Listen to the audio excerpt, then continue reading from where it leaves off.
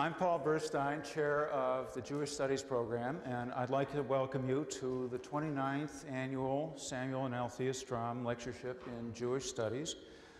For 29 years now, the generosity and farsightedness of the Stroms has made it possible for us to bring to this campus some of the most distinguished Judaic scholars from around the country and around the world, and that's a tradition that we're very happy to continue tonight.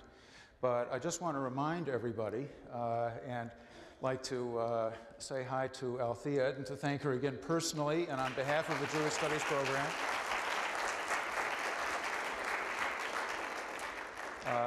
And on behalf of everybody else, which I think is very nice. Sam, as you know, is no longer with us. This would have been his birthday today, actually.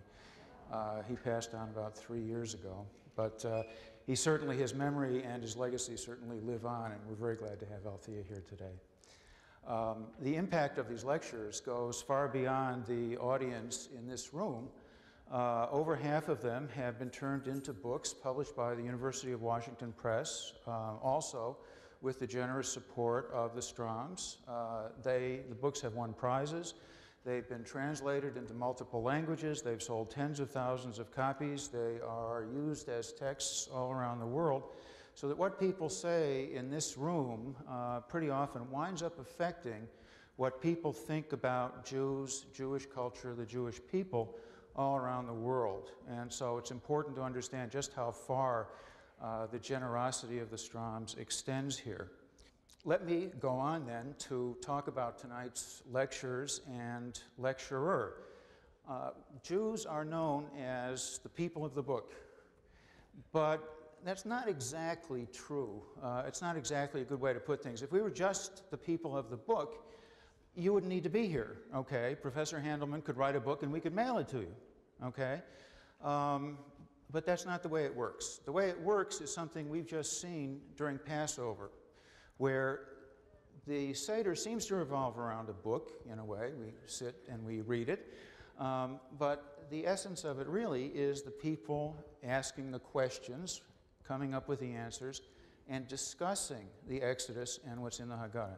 And what's in the Haggadah? Well, a great deal of it, and it's often the parts that people don't find that interesting and they tend to skip over, but a good part of it is people discussing. So we are discussing during a Seder what's in the Haggadah, which is stories about people discussing the Exodus.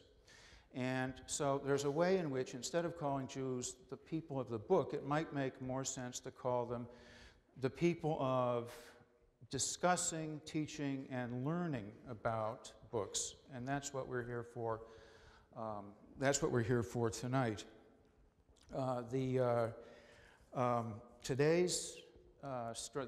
This year's Strom lecturer, Professor Susan Handelman, is a professor of English at Bar-Ilan University in Israel. She taught until the year 2000 at the University of Maryland, where she'd spent just about her whole professional career. She made Aliyah. She's teaching at Bar-Ilan, as I said. And she teaches about the novel, and she teaches about literary theory, and she teaches about teaching and learning, which is something that's at the heart of the Jewish experience. And to give you some sense, very briefly, of the kinds of things that she has been involved in, let me just mention the titles of a couple of articles that she has published.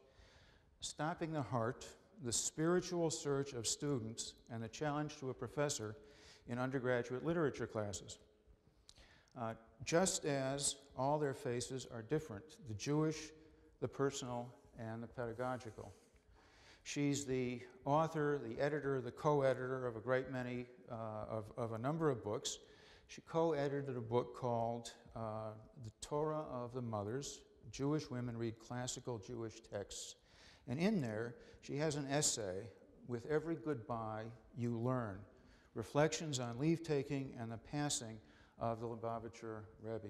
Now this year's lecture series is called Find Yourself a Teacher, the mentor-disciple relation in classical Jewish thought and contemporary practice.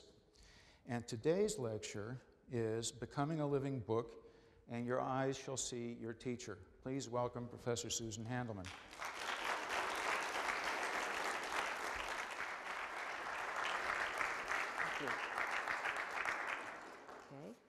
being asked to give the Strum lectures, it's really like winning the Oscars in Jewish studies. It's a great honor, and it's very thrilling. And I want to take a minute or two just to set the broadest context for this lecture before we go into the Jewish aspect. Education. And now, let me just quote Steiner. He says, the need to transmit knowledge and skills and the desire to acquire them, that's constants of the human condition. Instruction and its acquisition have to continue as long as societies exist. Life, as we know, couldn't carry on without them. So it's just part of the human condition. We're always going to have schools and teachers. Actually, it reminds me of the story, you know, the debate about should we have prayers in public schools. And I always liked the person who said, as long as there will be math tests, there will always be prayers in public schools. Well, I don't know, you know, about that debate, but we're always going to have schools and tests and teachers. Another person I want to quote to set the frame here is Hannah Arendt, who you may remember wrote that great book, Eichmann in Jerusalem, about the Eichmann trial. Hannah Arendt was a great German Jewish woman intellectual who was Heidegger, the great German philosopher who became a Nazi student. Now that student-teacher relationship was very complicated and turned into an erotic one. And even after it was revealed that he was a Nazi, she continued correspondence with him. It's very fascinating. In any case, she came to America after the war, like many of those great German Jewish intellectuals, and she wrote a wonderful essay called The Crisis in Education. And I think she has one of the best definitions of the overall issue that I've read. And I'm just going to sum it up. Here's her definition.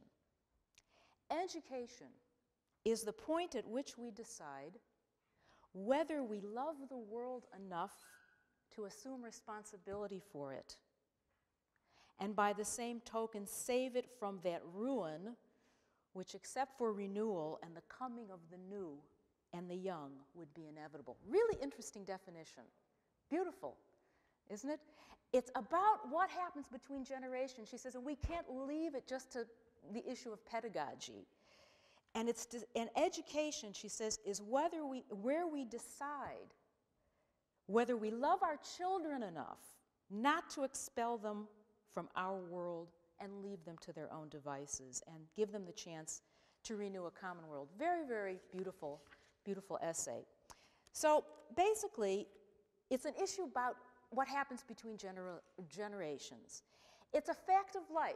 So whether you're a lawyer or a business person or a football coach, actually Steiner, who's the paradigm of the cosmopolitan European Jew, when he writes about American master-teacher relationships, he talks about Knute Rockne. I guess he has this kind of a little bit of a condescending attitude towards American culture, but it's true. A football coach, a car mechanic, everybody is in a situation of learning and teaching all our lives.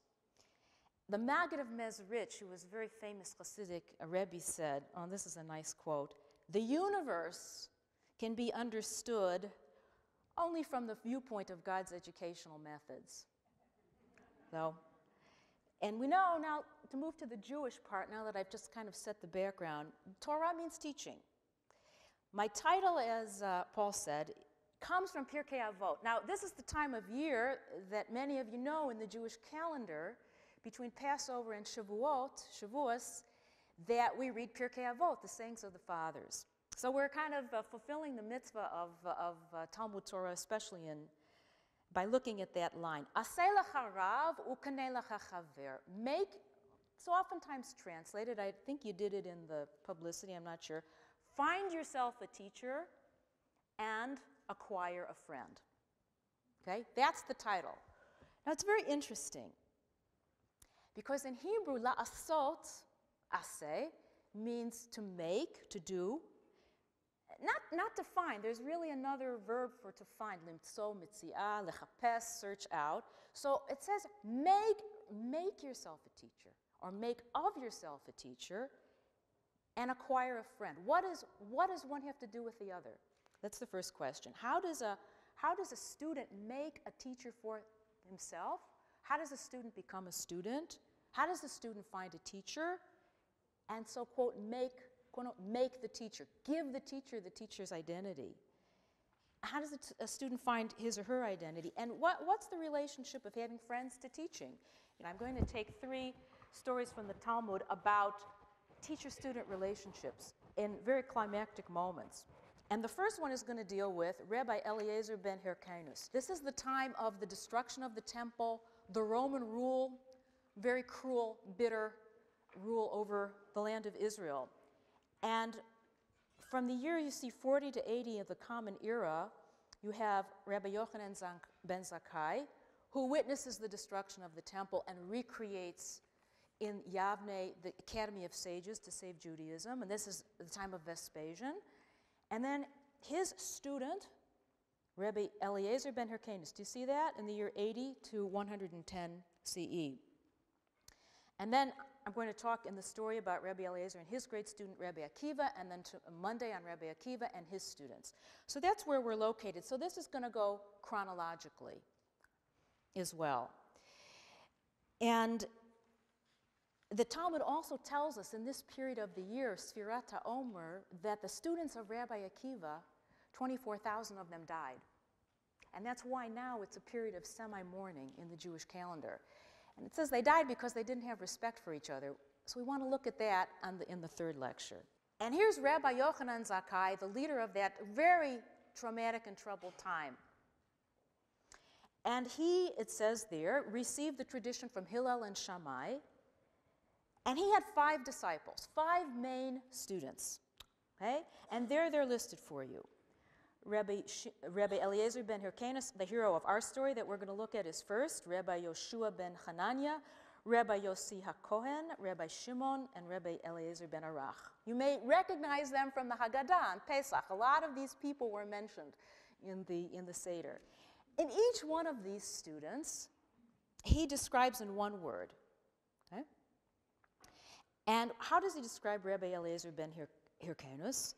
He says he's a bor sud. He's a plastered cistern that doesn't lose a drop. If you're a teacher and I asked you, are you a parent? And I said to you, describe your child or your student in one word, each one of them, as a very interesting and difficult task. So each one of them he describes in one word. And what summed up Rabbi Eliezer? The plastered cistern that doesn't lose a drop. So what does that mean? In Israel, we drink from the skies. There's no great, wonderful sources of flowing waters like you have all around here in this beautiful city, except for the Kinneret, the Sea of Galilee. And the Sea of Galilee fills up from the rain. There's no sea, no lake. So you have to capture the rainwater. And if you've been to Israel and you've seen these old ancient cisterns that are underground that would capture the rainwater and hold it and then be used for the winter, that's what he's making the analogy to Rabbi Eliezer is. Rabbi Eliezer held everything. He contained everything. It says in the Talmud, he never said anything he didn't hear from his teacher. Okay? And this theme of holding everything, containing everything, being empty and being full as a teacher is exactly the theme of the stories that we're going to look at. And what was his particular way of learning and teaching, of transmitting knowledge? That's the main issue that we're going to look at. Okay? Now we know a little bit about how his teacher saw him, what his characteristic was. And I want to give you one story as a background to the scene of his death that we're going to look at, where you see his relation to his disciples. Who was he? Now, if you look at the next page, you see, it says the Book of Legends. There's several versions of this story. And what Bialik and Ravitsky did, who lived about 100 years ago, they combined them all and put them together. So those of you who are academics know, of course, that there are different versions, but they put them all together. And I could actually do a whole lecture just on this wonderful story, but you need it as background for the one we're going to look at in depth. So I just want to sum it up, and your homework is that to go home and read it. It's in depth. It's really beautiful. In brief, as you see, Rabbi Eliezer was, at the age of 22, he hadn't studied anything. He hadn't studied Torah. But he came from a very rich family. And it's a wonderful scene that's set here, if you look there in the first paragraph. He's out there plowing very stony and hard ground. And his brothers are off plowing in the arable in a valley, and he's plowing a stony plot. Now, there's already a theme here of isolation. Why is he separated? He's separated from the brothers. He's plowing, and all these are going to be very symbolic for the process of learning and studying. And he sits down and he weeps. And we'll see the theme of him weeping through the stories that we're going to analyze. He's weeping, he cries. His father comes to him, and he asks him, why are you weeping? Are you upset because you have to plow this stony plot? Okay, I'll send you over to where it's easier to plow. Rebbe Eliezer says, no. His father says, so why are you weeping? I want to study Torah. It's kind of like, I guess, you know, the father wants him to go into his business, but he wants to become an artist, and he doesn't want to follow, and he wants to go study Torah. He said, listen, you're 22 years old. You know, this is not a time to change professions. You know, go, get married, take a wife, have children, and you'll take them to school. So clearly there's a tension. The father and the son. The father does not understand the son's yearnings. And we're going to see this in the stories. What's the difference between the father-son relationship and the Rav Talmid, the rabbi-disciple? But Rabbi Eliezer thinks, no, I'm going to study. I want to go to Rabbi Yochanan ben Zakkai, the greatest teacher. His father says, oh, you won't get a taste of food until you plow the entire furrow. You see that line? Are you with me? Now, food, we all know this is a big issue for Jews. And it's also going to be very symbolic. You mentioned we are not the people of the book, we're the people of discussion. Professor Jaffe wrote a wonderful book called Torah in the Mouth. I like to say that we're the people of the mouth in many, many ways. The orality of oral Torah, the way the teachings come to life. So here's, the food is a very big issue, and we're going to see that. You're not going to taste anything. He wants to taste Torah until you plow this. So what does he do? He gets up and he plows the furrow. And then, you all with me? Do you see? His heifer's leg, he falls and breaks his leg. And what does he say? Aha, it's a sign. My heifer's leg broke for my sake. In Hebrew, it's Latovati nishbara regel parati. It sounds good. It sounds a lot better in Hebrew. Now, I was actually having discussion. People said, oh, you're going to Seattle. What are you going to talk about? So my old Hebrew teacher, who is now my friend, called me up before I left, wished me happy Passover, and I told her I was coming. She said, you're going to talk about Rabbi Eliezer? She says, oh, what a wonderful story. I love that story. So she said to me, I really love this, how we live these texts. She says, you know, in my house, whenever anything happens, like the sofa breaks or the dishwasher breaks or we have to buy a new one, we say, Latovati nishbara regel parati. It was for my good that the heifer broke its leg. In other words, it's really for my good, and something good is going to come out of it. And I love that so much because it's the way in which these stories and texts are just part of the lived daily life of Jewish discourse, and especially in the land of Israel. So think about that. You know, next time your refrigerator breaks, think about Rabbi Eliezer. It's really, maybe there's a hidden reason and it's for your own good. Something good is, so what does he do? He takes it as a sign and runs off to Jerusalem, abandons his family to study with Rabbi Yochanan ben Zakkai. And it was the eve of the Sabbath, and he hadn't eaten anything. Here's that theme of eating. By the way, a friend of mine had a great line about how can you define every Jewish holiday? What, you know, if you have to define what are all the Jewish holidays about? We fought, we won, let's eat, right?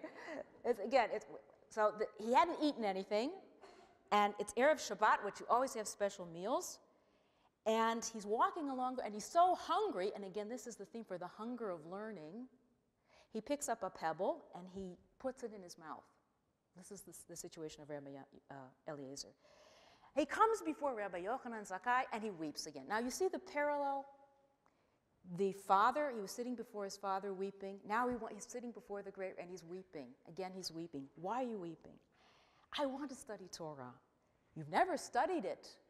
This is also an inspiration, by the way. He and Rabbi Akiva, who we're going to look at, Rabbi Akiva, according to tradition, didn't study till he was 40. So all of you or all of us who haven't studied, take it as a great inspiration. The greatest sages began late. Adult education can do a lot for you. So he began to teach him the Shema, the simple things, and he repeated them and memorized them. but he hasn't eaten. Now, it's very interesting. If we were doing a whole lecture on this, I would ask you, I don't know why. He doesn't want to tell Rabbi Eliezer, Rabbi Yochanan ben Zakkai, why. I don't quite understand that. Maybe some of you have an idea. In the discussion period, we can talk about that. No, he keeps silent, and days go by.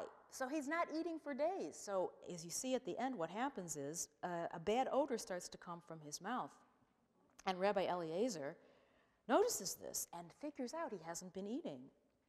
And he sends the other disciples around to find out, what's happening to him? And the landlady says, well, he's has this sack, and he puts his head in it, and I thought he was eating, but they look in it, and it's just dust that he's sucking from. He's so hungry. So they go and report to Rabbi Yochanan Zakkai. Now I'm at the bottom of that column, and he says, and here's the great line, even as this foul breath rose from your mouth, the fragrance of Torah, the oral Torah, the discussion, learning that you'll speak will issue out of your mouth and travel from one end of the world to the other. And he set up regular meals and becomes a great scholar. The end of the story, to summarize, is guess what? So what happened back at the ranch? Rabbi Eliezer's father and his brother said, oh, you ran away? Disinherit him. So his father comes to Jerusalem, and there's a feast day for Rabbi Yochanan ben Zakkai. He sees the father, Hyrcanus. He sits them down, and he says to Rabbi Eliezer, begin your discourse. Now remember, Rabbi Eliezer, who's the bor sud, who's the plastered cistern, he holds everything in. He says, I can't say anything except what you taught me. And Rabbi Yochanan says, no, you're not the plastered cistern. You're the spring. You're the mayan.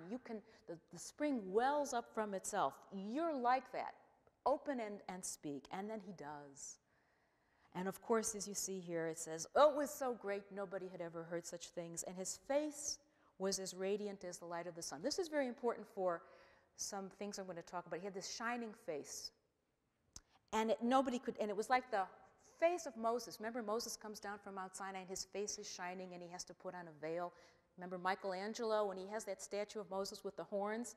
Because in Hebrew, keren means light ray, and also means horns, and it was mistranslated, the karne hod, so it wound up with horns and Michelangelo, but it meant the shining, luminous face of the teacher teaching. And Rabbi Eliezer is very much identified with Moses, as we'll see. So then his father says, oh, what a great son I have, and I'm going to disinherit everybody else, and I'll give you, my son, everything. And he said, no, it's not what I wanted. I just wanted to learn Torah. Now, I'm not going to analyze this. This is just background. It's very important to know this. The next text, I'm not going to go into right now. This is from the middle of his life. It's the big dispute he had with the other sages. He becomes one of the greatest sages of Israel, one of the leaders, along with his brother-in-law, Rabbi Gamliel, and Rabbi Yoshua, who were like the president of the court and the head of the Sanhedrin. Now we're into the text that I really want to focus on and analyze in depth, which is one of the most beautiful passages in the Talmud, and I think has some of the most powerful images about teacher-student relation. Okay? You with me here? At the top it says Sanhedrin, chapter 7. Now this that you're looking at, it's a page from the Talmud, but this is the Schottenstein Talmud, the translation. So the Talmud doesn't really look like this at all, but it's very readable. And what they have here is they have Hebrew, and the bold translates the Hebrew, and then they interpolate, because the Torah, the Talmud, is the oral traditions of interpretation, and it keeps its oral form. We're talking about the mouth and food and orality. The form of the Talmud isn't a linear narrative, like that midrash I just read. It's very coded. It requires a teacher to learn it. It wasn't supposed to be written down. Again, Professor Jaffe has written wonderful essays and books on this dialectic.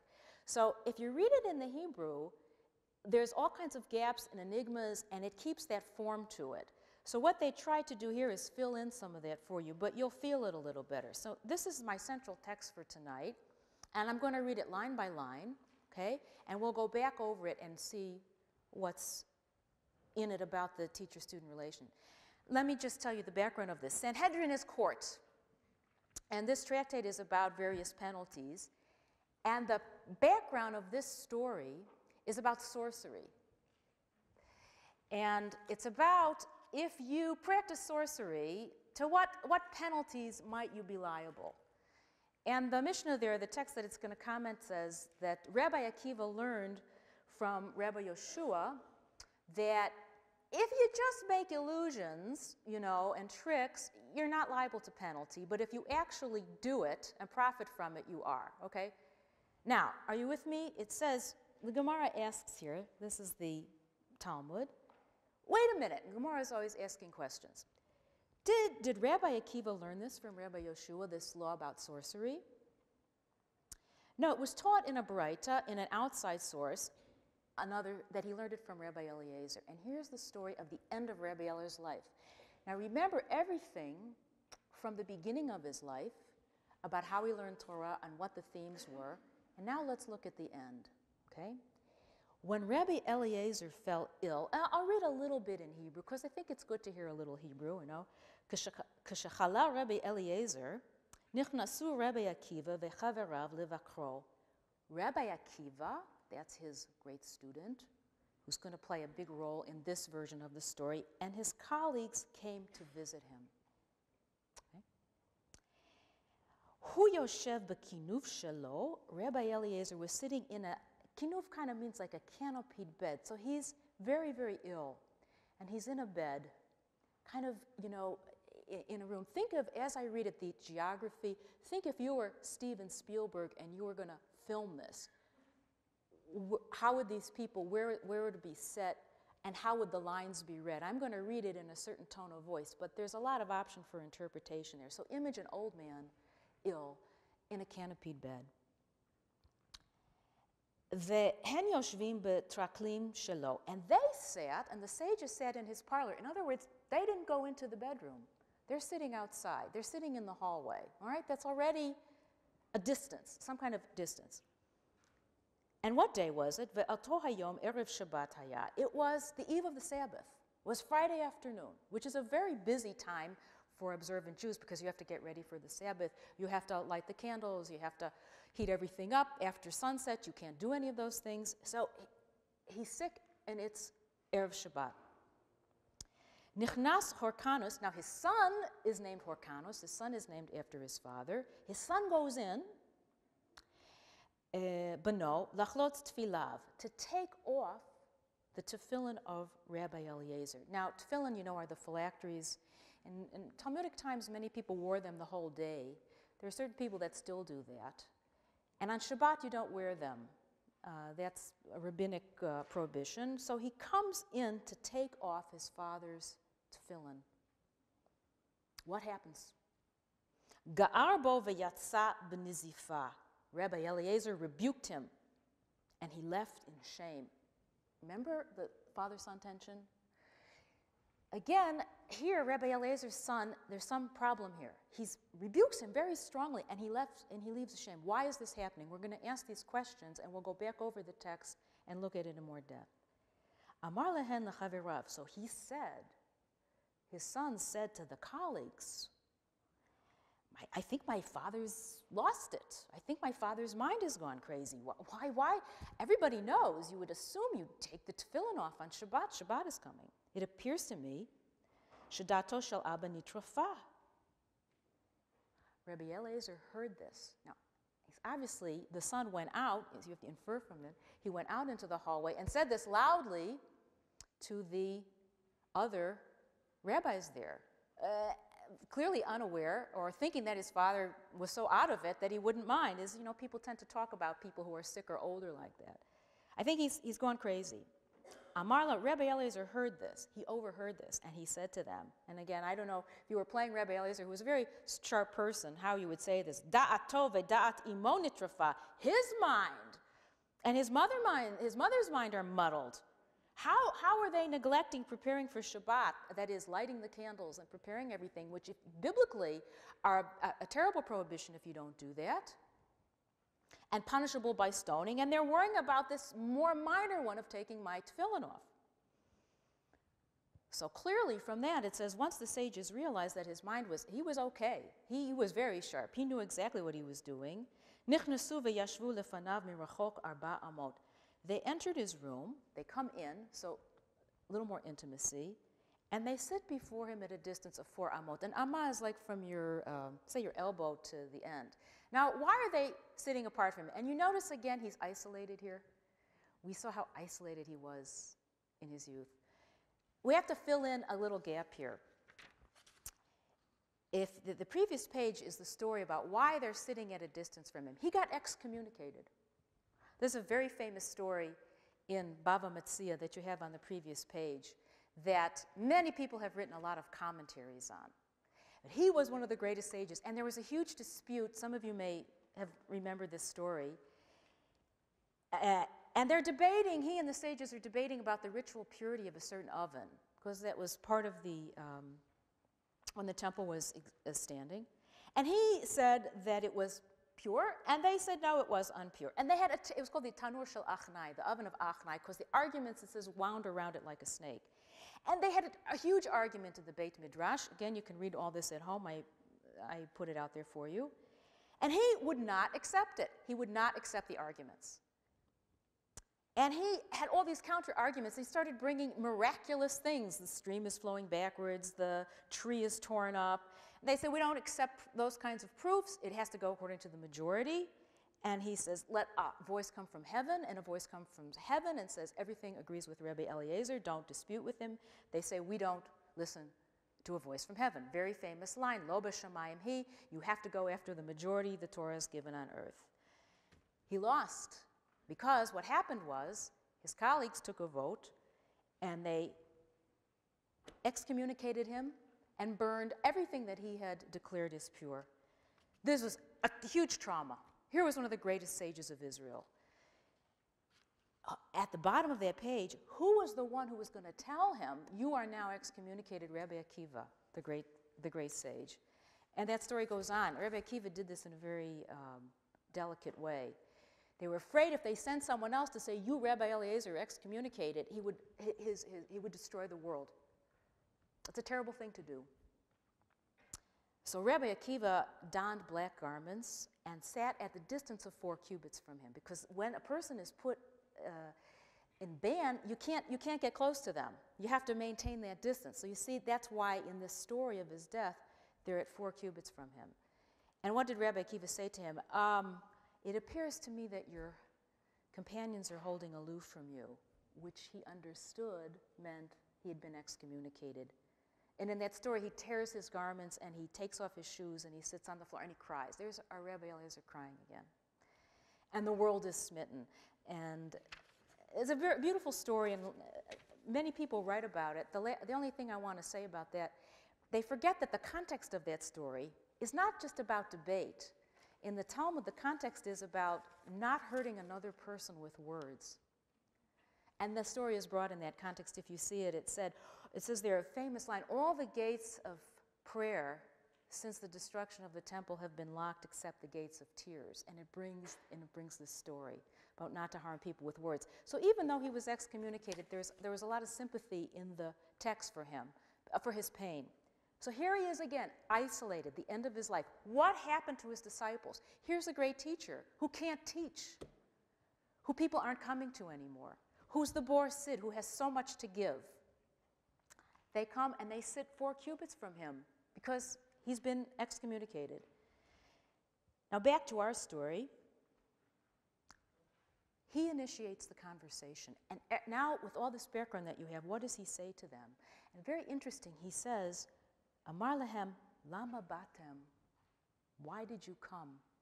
I don't know what if we were putting this on stage, what tone of voice he would say it. Would it be mournful? Would it be angry? Would it be sad?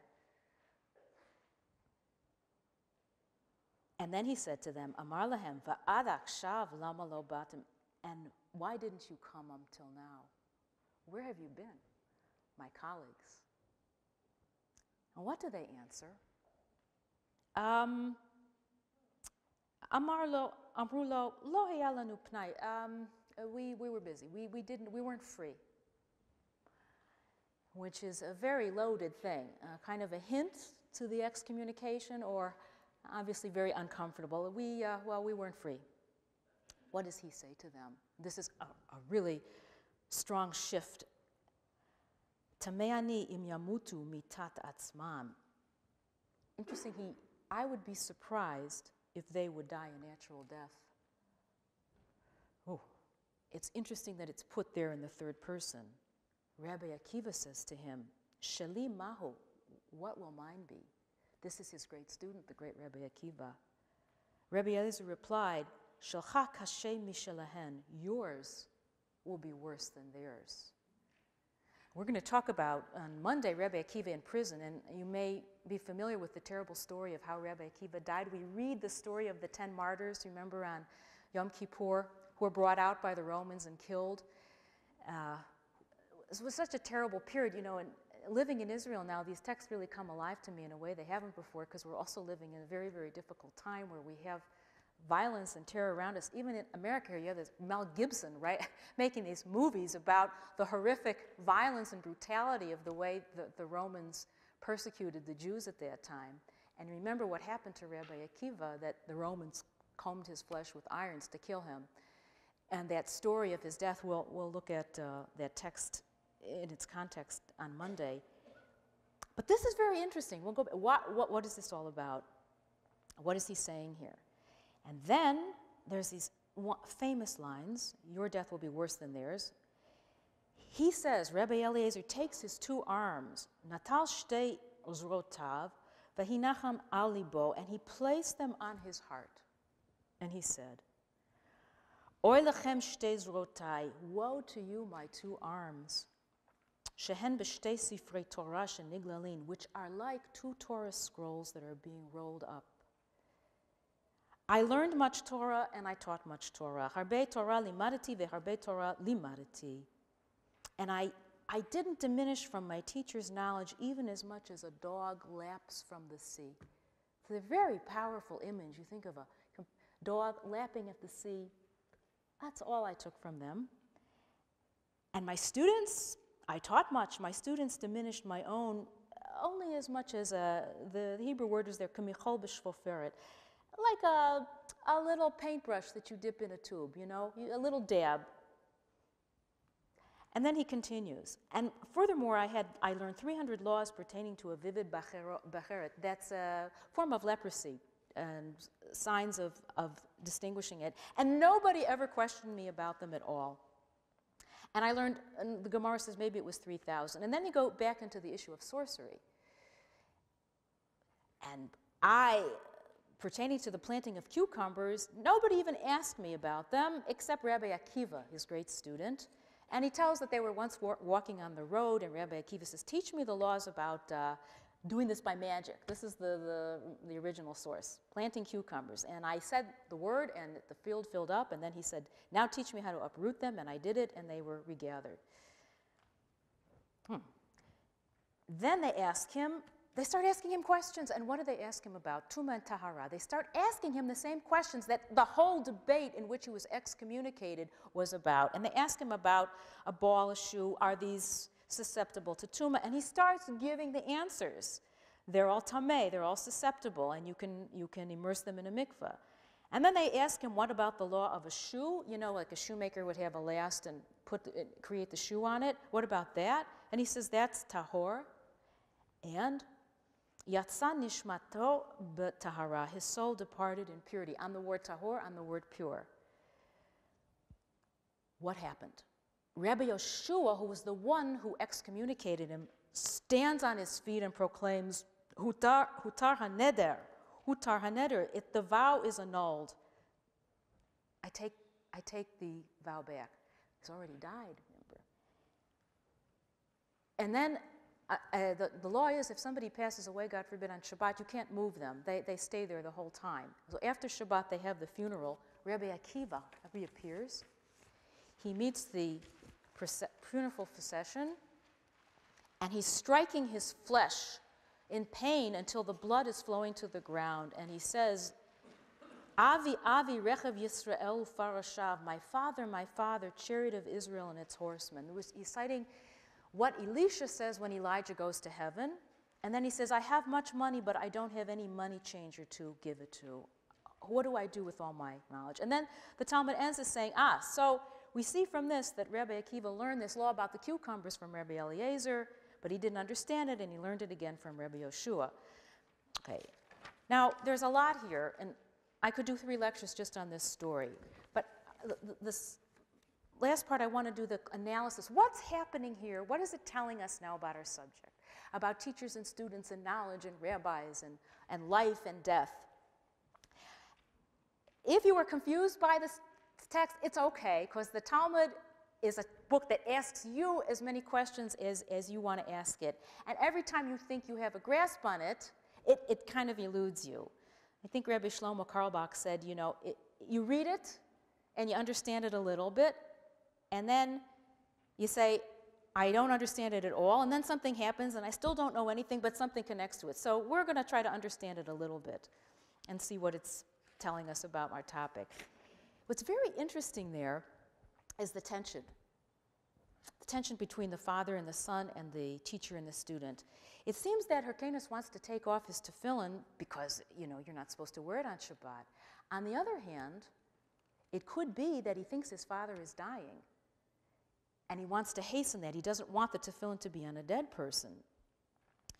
Now, the scolding of Rabbi Eliezer of the son is very poignant. Again, he's in the state of isolation. This is the teacher who can't give over. This is the teacher who's so full, and yet can't give to the student. What's happening there? Why do the sages do this? Are they asking him these questions, coming finally at the end of his life to recreate that teaching relationship, to get another drop from him? Or are they similarly under this time pressure? They want to relieve the ban. Here's the great teacher who's been shamed, excommunicated. Are they trying to get him to say the right answer this time? The ban, as we see in the end, isn't removed until he's passed away. So there's this sense, again, of the frustrations of the story and of his trying to maintain his dignity. And of him, and you say, well, why they have this really moving story with all the stuff about sorcery. You see how the story is put in the context of him dying in his teaching function nevertheless, and him dying a natural death, and the worry about the kind of death that was going on as all the sages and the great chain of tradition was being destroyed because of the Roman persecution. And the whole immensity of his feelings of, the Torah scroll is closing, the identification of the person, this is my title, as the living book. You know, there's something to this where you feel, I think we all feel, when someone passes away, a teacher, a beloved person who we learned with, that we don't really appreciate that till they're gone. We don't see how much we've really missed until we've gone. And that's part of the quotation there where he says, what Elisha says, Avi, Avi, my father, the chariots of Israel. Remember the story of Elijah and Elisha? I think I Xeroxed it for you. Is it on there? I thought I had it. Yes. You can read that at home. That's very powerful because that was the paradigm of the teacher-student relationship in the Bible. And remember that Elijah is taken up to heaven in a chariot of fire. Remember the movie Chariots of Fire? It came from this. And when they're separated, Elisha, his great student and disciple, doesn't want to separate from him. And he says, what should I give you? He says, I want twice your spirit. And he says, if you see me when I'm taken from you, you will get it. And these horses and chariot of fire come up and separate them. And that's what he cries, my father, the chariot of Israel and its horses. And you have sources that I gave you that said that's why disciples are called sons, children. So that's what Rabbi Akiva cries out at that moment. Rabbi Eliezer was also a very fiery personality, like Elijah, as you see in that story of the debate with the oven of Achnai. And he's interesting also because Elijah, if he's identified, Elijah doesn't die. He's taken up to heaven. What is the text also telling us about what happens when teachers pass from us? Do they really pass from us also? Do they really depart from us? They, in a sense, live on. They're there and not there. And in the way that story ends, by tying it back to Elijah, I think it's saying the same thing about him. I was preparing this, and I learned it with my study partner in Jerusalem, Gila Rosen, and she had a very poignant way of reading this. Rabbi Eliezer's crying for light. You know, he's saying, God, what are you bothering with the tefillin for? Light the Shabbat candles. And here's a person at the end of their life calling out for light, feeling the need for this, feeling the need to psychologically avoid that darkness and that separation. And so all the legal discussion is kind of embodying the poignant emotional part of it. The philosopher Emmanuel Levinas, who has wonderful philosophical readings of the Talmud, says the same thing about that strange ending. What is this? He's dying about analyzing the ritual purity of a shoe. What kind of an ending is that? And there's a very beautiful thing that Levinas says. He's died a few years ago. He's a French Jewish philosopher. He said, he breathed his last in the purity of the shoe. He says, but that precisely is what purity is. It's not about holy intentions and, being New Age spirituality, but trying to bring this sanctification objectively to its ultimate, to the purity of a shoe. He says, if you would tell a passerby or a journalist that a great man of Israel died in purity because he stated that a shoe was pure, he would laugh at you. And he would publish your story in a boxed article in Le Monde to make a crowd of sneerers sneer. But he said, that is really the greatness of the ending of this story. You see him as a teacher at the end, lifted up in that liminal sharp state, and the tahor that he says there shows that all his intentions were pure at the end. There's a beautiful, again, I quoted the Maggid of Mezrich. He has a beautiful line. He says, I didn't go to my Rebbe to learn Torah from him. I went to him to see how he tied his shoes. There's a lot in a shoe. That's the living book. That's the analogy that Rebbe Eliezer gives. I'm the living scroll of Torah. If you look at the graphic pictures that I put on the front of that, look at it. Here you have the analogy. Here's Rabbi Eliezer says, my arms are like two, you have the rollers. As he analogizes his arms to those two, and here you see this scroll open and being closed, closing up. That identification of the sage with the living book is so much of what the story is about. It's like going to the teacher to see how he ties his shoelaces, because that can tell you everything. That's where you can really see the depth of the Torah. I was flying over here from Israel on El Al, and I was reading the New York Times, on the plane, and there was a very interesting article about the World Trade Center and the reconstruction of it. And they had some very powerful interviews. And one was a man who was near the site, and he said this shoe blew over onto his balcony. And that one shoe, there was a whole world. The same thing if you've been to the Holocaust Museum in Washington and you've seen that room of shoes. So this ending of what he is talking about and what Levinas says about what that meant and what was lost with that, what world of teaching, what world of life, how the Torah became life with him is the essence of this. Remember, he was the one who was the cistern who didn't lose a thing and he couldn't give it. Now, the last part I want to talk about, a beautiful analysis in more depth of Rabbi Joseph Soloveitchik, was one of the greatest rabbis and teachers of our time, came from Europe, great Talmudist and philosopher. And he has a fascinating essay, which is the heart of this aspect of the teacher-student relationship. It's called The Jew is Like a Sefer Torah. I want to broaden out. Now, we went into depth in this text and broaden it out to the whole larger issue of what is the book, what is the living book, what's the relation of the Torah to the person in rabbinic and Jewish tradition. And he said, every Jew is likened to a Sefer Torah. That's, I think, the larger message. It's not just about this great sage who contained thousands and thousands of laws and represented that mode of learning and teaching. It's about every Jew and their relationship to the Torah. He says that it isn't just, Rabbi Soloveitchik, it's not just a beautiful metaphor. Oh, how poignant, my arms are rolling up, I'm like the Sefer Torah. It's very interesting, by the way, that position that he's holding, and arms which represent grasping in the heart. This is a fundamental halachic legal axiom, Rabbi Soloveitchik points out, in the Torah. It says that if you, God forbid, are present at the side of a person when they die, even if you're not a relative, you have to tear kriya. You have to, and the sign of mourning is to tear a garment at the passing of that person. Why? It's not your relative. Why? The Talmud says because the passing of a person is like a Sefer Torah, the scroll of a Torah, that has been burnt, and that requires tearing. The Torah is like a living being. And when it's burnt, one buries it next to a Torah scholar.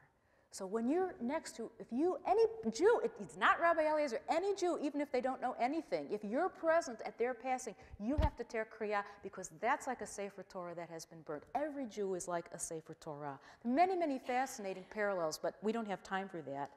But you see that exemplified in that image of Rabbi Eliezer.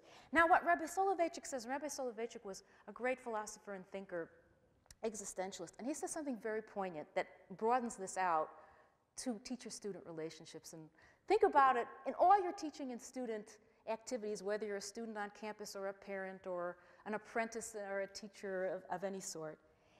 He says it's really, there's a tragedy in any great teacher, not just Rabbi Eliezer, who was excommunicated, put in ban.